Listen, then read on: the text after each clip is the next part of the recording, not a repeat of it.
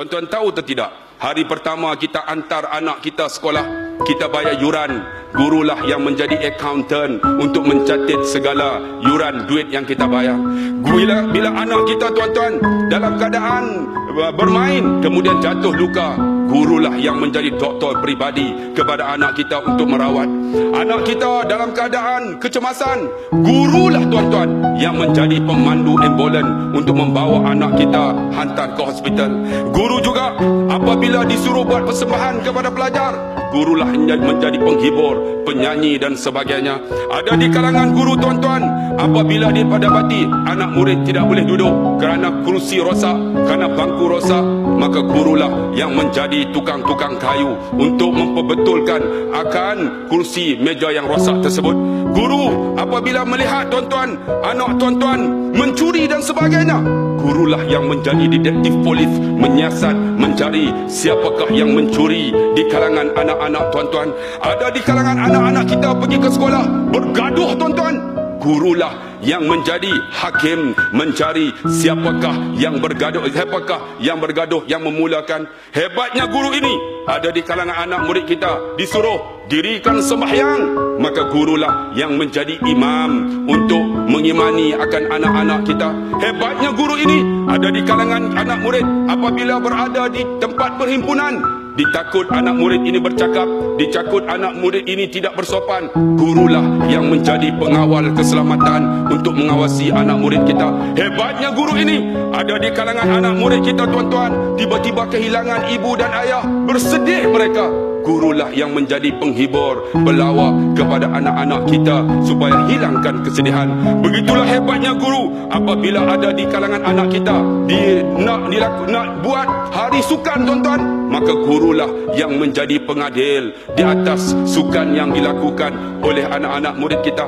Hebatnya Allah sebut, yarfa'illahu alladhina amanu minkum walladhina utul ilma darajat. Allah mengangkat orang yang beriman di kalangan kamu, iaitu orang yang berilmu, beberapa derajat.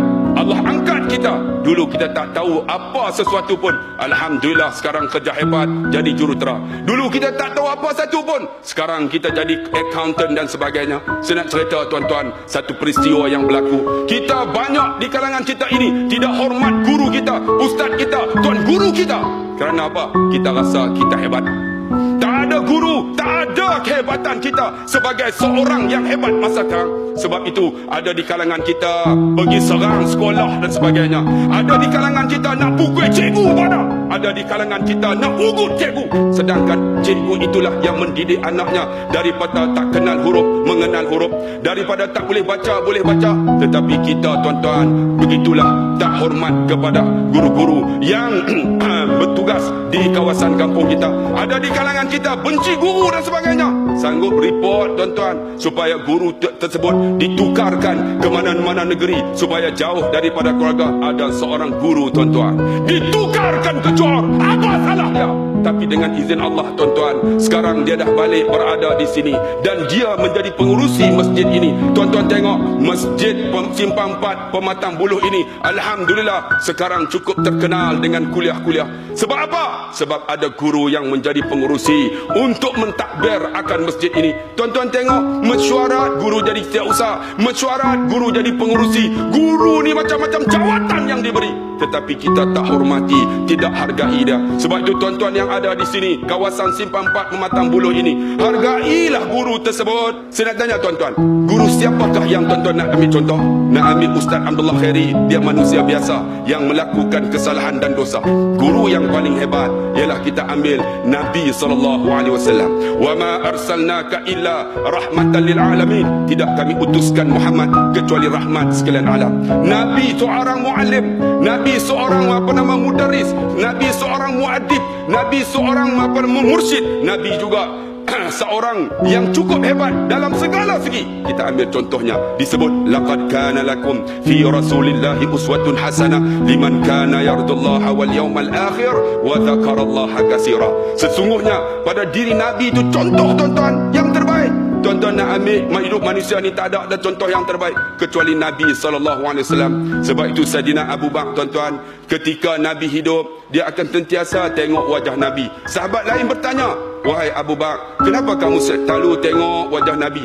Dia kata, aku tengok wajah Nabi SAW akan tenang akan hatiku. Sebab Nabi muallim, Nabi mudarris, Nabi muadib, Nabi mursyid, Nabi murabbi dan sebagainya. Sebab itu tuan-tuan yang dikasihi dan dirahmati Allah, marilah kita hargai guru kita yang mengajar kita menjadi orang yang hebat. Sama ada guru itu guru fizik kah, kimia kah, bahasa Melayu kah, bahasa Inggeris kah, ataupun ustaz-ustaz yang mengajar kita. Daripada tak kenal akan Allah Subhanahu wa taala, alhamdulillah sekarang kenal Allah, dan sekarang dah boleh datang ke masjid, boleh baca Quran, dan alhamdulillah sekarang dah dekat dengan Allah. Maka hargailah mereka dengan macam mana tuan-tuan? Kita tengok wajah mereka, kita rasa sayang, kita rasa kasih kepada mereka. Sebab tu tuan-tuan kena ingat, kun aliman, jadilah orang alim. Tak boleh au muta'alliman, jadi orang yang menuntut ilmu. Kalau tak boleh au mustami'an, jadi orang yang mendengar. Kalau tak boleh au muhibban, jadilah orang yang suka kepada program ilmu dan kepada guru-guru yang mengajar. Jangan jadi yang kelima, celaka Nabi kata, iaitu apa? Ilmu pun tak ada, main mengaji pun tak mau, dengar pun tak mau, suka pun tidak. Kita berada pada kategori yang mana? Tuan-tuan, renunglah tuan-tuan yang berada dalam masjid ini, supaya kita mendapat panduan di dunia dan di akhirat. Dan guru-guru, hargailah diri kita sebagai seorang guru. Didiklah, jadilah guru yang tidak takut kecuali Allah Subhanahu wa taala. Jangan letakkan guru takut kepada manusia, takut kepada benda dan sebagainya. Letakkan guru yang apa?